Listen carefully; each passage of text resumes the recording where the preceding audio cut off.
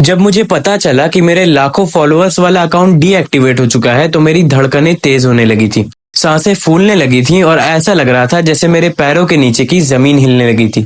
मैं अपने आप को संभाल नहीं पा रहा था और बस उठ के इधर उधर भागा जा रहा था, जैसे इधर उधर भागने से मेरी पूरी प्रॉब्लम सॉल्व हो जाएगी, ऐसा मुझे झूठा ख्याल आ रहा था। कुछ भी समझ में नहीं आ रहा था। मेरा दिमाग मुझसे बार बार यही कह रहा था कि ये चीज हो चुकी है, लेकिन फिर भी मेरा दिल उसे झुठला रहा था। एक पल के लिए तो मुझे ऐसा लगा कि शायद मैं कोई बुरा सपना देख रहा हूँ, लेकिन फिर रियलाइज हुआ कि ये भी मेरा मन मुझे बहला रहा था। फ्रस्ट्रेशन मेरे दिमाग को खाई जा रही थी और मैं खुल के रो भी नहीं पा रहा था। अपनी जिंदगी का इतना बुरा दिन मेरी आंखों से देखा नहीं जा रहा था, पर इसके लिए मैं कुछ कर भी नहीं पा रहा था।